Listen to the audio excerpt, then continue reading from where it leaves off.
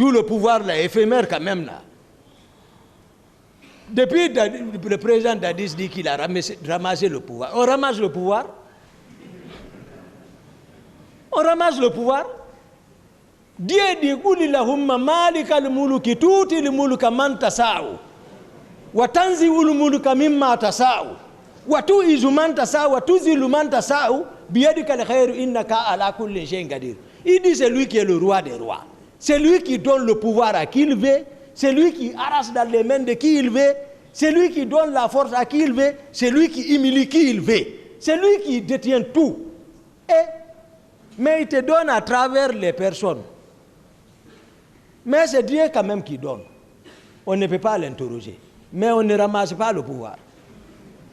Merci.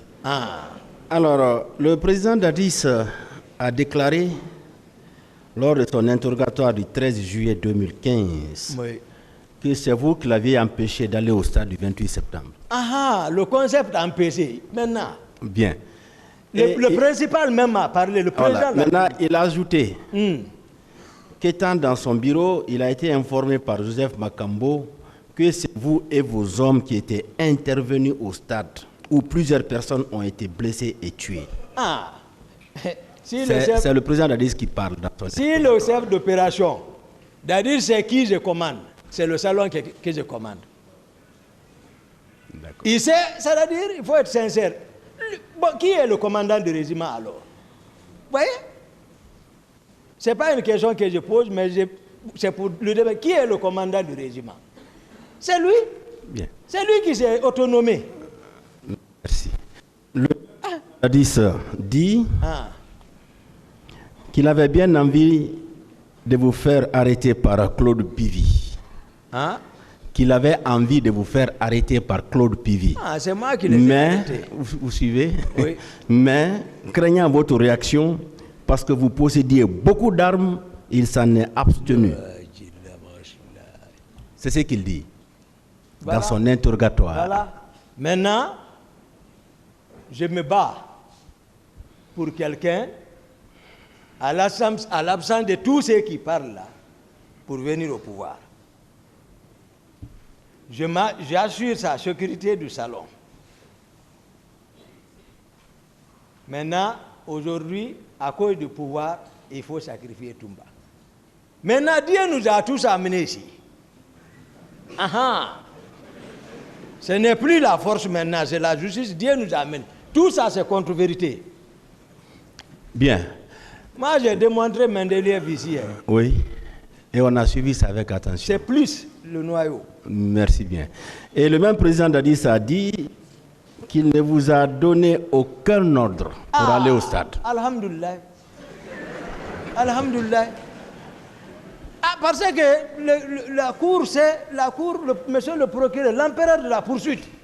Vous, ce que vous recherchiez, c'est-à-dire, quels sont ceux qui ont reçu l'ordre?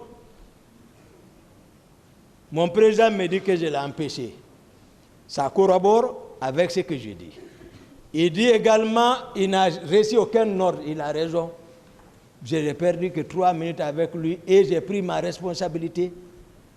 Pour le dire sincèrement, si ce n'était pas le désordre provoqué par ses proches qui avaient absorbé le salon, qui ont modifié lui-même parce qu'il s'est laissé faire le protocole de sortie, et il sort.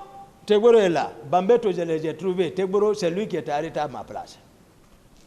Au palais, avec Ablaye Wade, le président Ablaye Wade, je les ai trouvés au palais. Pas dit. À Imbaya, je les cherche, je ne les ai pas vus. C'est-à-dire que je ne suis pas consulté même pour la sortie. Un jour même l'aide de camp, colonel Jo, Dadis même dit carrément, lui et Konaté, il dit Toumba, il faut rester, Jo va partir. Jo est monté, tout le monde s'est fâché. J'ai dit d'accord, je reste au camp. Ils sortent sans me consulter. Maintenant, moi je pense, le président, je l'ai expliqué maintenant comment je suis sorti. Peut-être il a compris maintenant comment je suis sorti à partir de mon explication, puisqu'il est ici. Mais il doit me remercier au moins. Parce que j'ai joué quand même mon rôle, malgré tout. Il sait entre lui et Dieu. Comme il aime jurer sur le Coran et la Bible, moi aussi j'aime jurer sur le Coran, on n'a qu'à mettre ici. Bien. Le même président Dadis a dit dans son interrogatoire toujours qu'il n'a recruté aucun milicien pour être envoyé à Kalea pour une formation. Ah, voilà, voilà. Est-ce que vous confirmez cela? Que lui n'a recruté personne? Non. Non. Tous les hommes proches sont partis dans leur région. C'est pourquoi j'ai dit ici, Pivi et Marseille, ils n'ont rien compris le pouvoir là. Ils n'avaient rien compris. Marseille, ils n'ont pas compris. Parce que Kalea, si tu n'es pas du sang, ok, Guerger, tu n'es pas là-bas. Si tu veux, il faut parler forestier comme tu veux. Mais si tu ne parles pas Guerger, tu n'es pas là-bas. Voilà. Et il a ajouté que... Je ne voulais pas le dire, mais je le dis. Il a ajouté que, puisque le général Sekouba Konaté était le ministre de la Défense, que c'est lui qui a fait les recrutements pour les envoyer au camp Kalea. Non. Le protocole de recrutement ne passe pas comme ça quand même. Comment ça se passe? Dans les conditions normales, c'est le peuple qui sollicite. S'il y a nécessité, à travers le Parlement, on soumet, parce que c'est le peuple qui paye. Dans les conditions normales, donc le président de la République, général Sekouba Konaté, comme il peut recruter, et encore il démantèle le camp. Qui a démantelé Kalea? C'est le général Konaté. Qui a démantelé Kishidougou? C'est le général Konaté. Et le général Konaté peut recruter et après il démantèle ça. Donc il n'a pas fait. Non. Bien. Le même président Dadis dit que selon les renseignements qu'il a reçus, Colonel Tchebourou ne s'était pas introduit dans l'enceinte du stade. C'est le président Dadis qui parle. Moi, ce que je voulais... Oui, le président Dadis quelle est votre réaction par rapport à ça? Le président Dadis n'a qu'à nous enlever ici. Toutes les formules là, c'était comment... Mais ça dit, comment toujours me sacrifier et continuer son pouvoir. Si j'informe le peuple, c'est Dieu qui aime la Guinée, c'est Dieu qui a sauvé la Guinée. Sinon, la Guinée allait connaître une guerre civile. Une guerre civile. En toute sincérité. C'est Dieu qui a sauvé le pays. Ils n'ont qu'à cesser de jouer avec les mots. Donc, moi, il ne peut pas me sacrifier. Donc, Tchebourou était effectivement à l'intérieur du stade. Non, voilà, vous avez défini ce que c'est qu'un complexe. Oui. La fois dernière. Oui. Donc, il était dans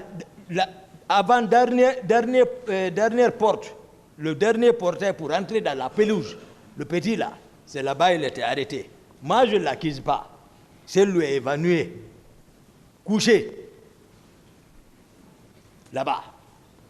Je ne sais pas s'il est rentré, s'il n'est pas rentré, je ne peux pas l'accuser pour ça. Mais tout ce qu'il a falsifié là, par rapport au transport des leaders, il n'a qu'à venir ici corriger ça. Bien. Je reviens à la commission d'enquête internationale qui a affirmé à la page 37 de son rapport. Un membre des forces de l'ordre a ainsi déclaré qu'un camion de la gendarmerie était arrivé à la morgue de Donka le 29 septembre vers 2 h du matin et que les bérets rouges y avaient chargé environ 80 cadavres dans 3 camions qui ont ensuite été escortés par les hommes du lieutenant Toumba dans 2 pick-up. Les camions se sont rendus dans 2 endroits distincts identifiés. C'est ce que la commission dit. Non, et même ils ont dit que je n'ai pas donné le temps de parler avec eux. Ils racontent à travers les témoignages. Maintenant, moi, devant le peuple, moi, Toumba, si les corps là, moi je sais où ils étaient, j'allais prendre vos mains tout de suite, on allait là-bas.